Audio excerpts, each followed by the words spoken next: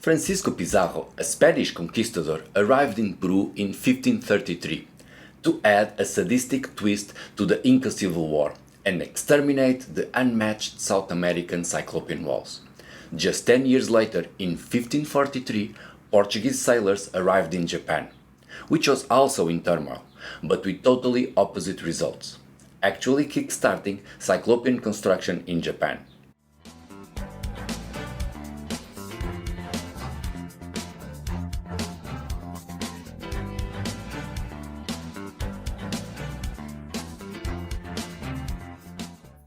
The history of Portugal and Spain in the early modern period is often mixed up, probably for the same motive, pettiness, why Cyclopean walls are mistreated by academics. Despite the expansion of the two Iberian neighbors having a lot in common, even splitting the world into two during that period, they could not have done it in a more different way.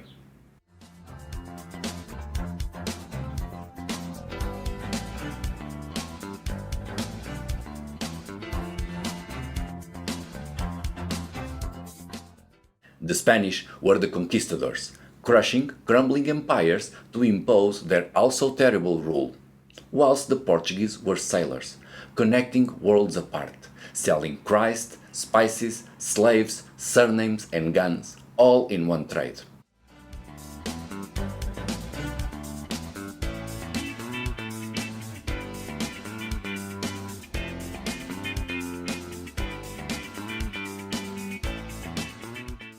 In fact, all the deep sea discoveries from the 15th to the 17th centuries were made by Portuguese sailors. There were no other long-distance sailors. Columbus, Labrador, Magallanes, Gama were all Portuguese and discovered the sea routes to everywhere in the world, except some minor Pacific islands.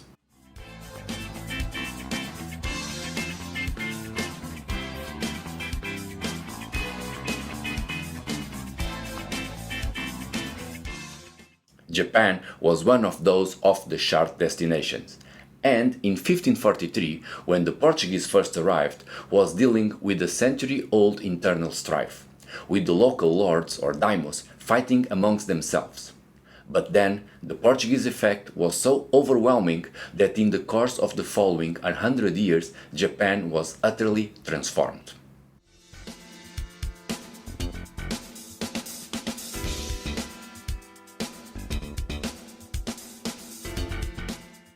Most unexpectedly, the Portuguese set the stage for a golden era of Cyclopean construction in Japan, that exploded soon after those initial contacts with the Nanban, or Southern Barbarians as they were called, and then ended at about the same time when the Jesuit priests were expelled from Japan.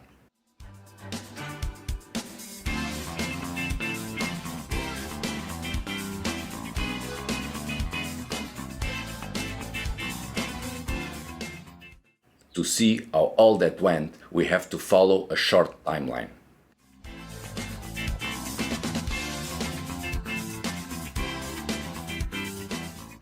First, before the contact, Japanese samurais were in a constant state of attrition, with limited success, or failures for that matter, as most fighting ended in an impasse, and castles were built of wood and earth.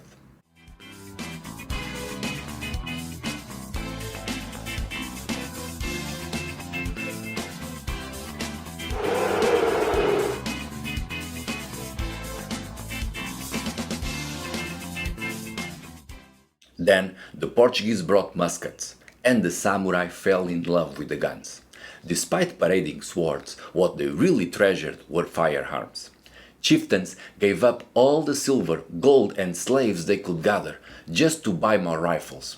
And in the prequel to the 1970s Transistor War, they copied and built cheaper versions in even larger amounts.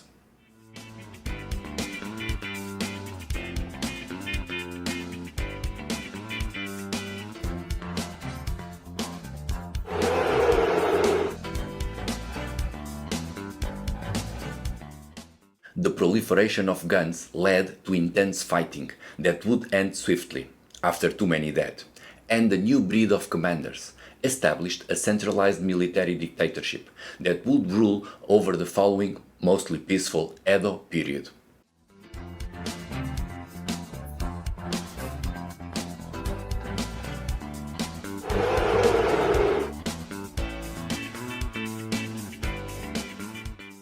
Even before the gunpowder fumes had settled down, the new rulers or shoguns invaded Korea and subdued Okinawa, either leaving there some polygonal walls or importing inspiration to build new impressive castles.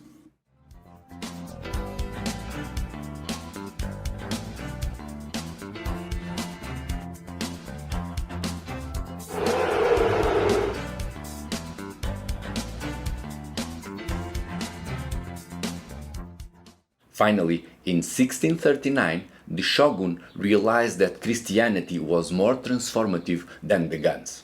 So they expelled the Portuguese, limited foreign contact, and basically terminated Cyclopean construction.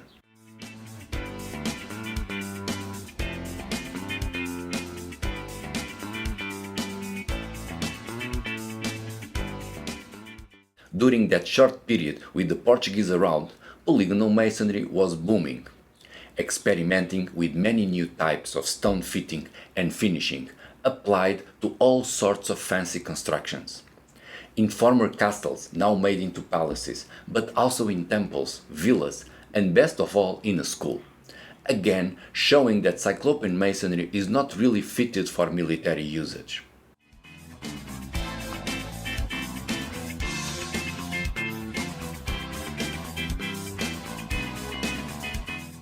This fact that polygonal masonry is not military grade had been amply demonstrated in Peru some years before. There, the Inca Empire sat on mind-bending polygonal masonry, but was easily overwhelmed by a mere 100 sickly Spaniards.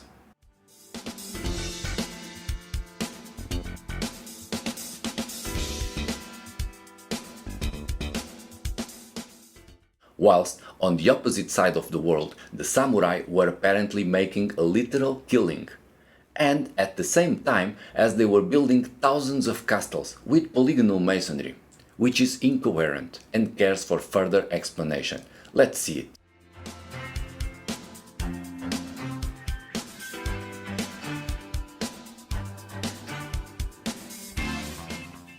Number 1. What we see in Japan are not real castles, but palaces for the winners, built on top of older castles. Thus, the polygonal masonry is a later expansion, made after 1600, when the wars were mostly over.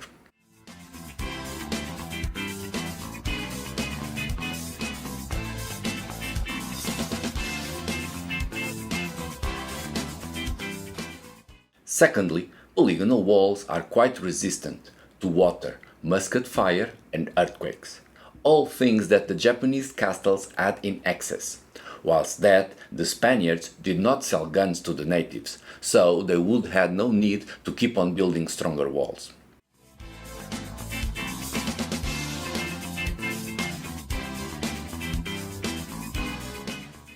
Third, as we've seen in the last video, Japanese had some sort of understanding of polygonal masonry, from at least the Azuka period, 1000 years earlier. They might have made a pause on that construction, but had not forgotten it.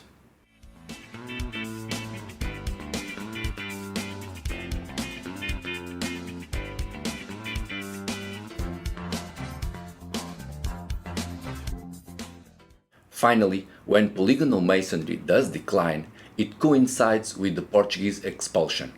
And to check it how it went, we have to look closely at those final years in this timeline, with the Shimambara Rebellion of 1638, the ultimate cause for the disappearance of both Cyclopean masonry and the Portuguese from Japan. Here's the essential.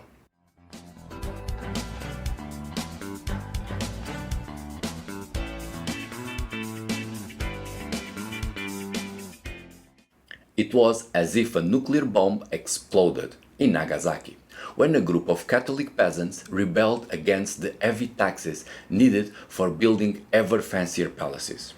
To fight off that revolt, the shogun got support from the Dutch, in exchange for a trade deal, as the Portuguese would not oppose Catholic converts. The outcome was a bloodshed, plus the introduction of heavier cannons, the expulsion of the Portuguese, prohibition of Catholicism, a pacifying reduction of taxes, a halt on castle building, and ultimately the demise of Cyclopean Walls for a combination of all those effects.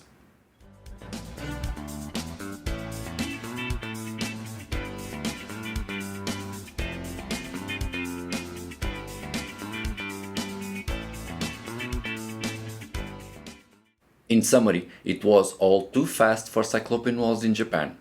The building technique had been dormant for centuries. Suddenly, the Portuguese precipitated a burst of change that opened up a short and golden age for the cyclops. Then, as fast as it started, polygonal masonry just vanished. But not before achieving maximum grades in schoolwork, as we'll see in the next video.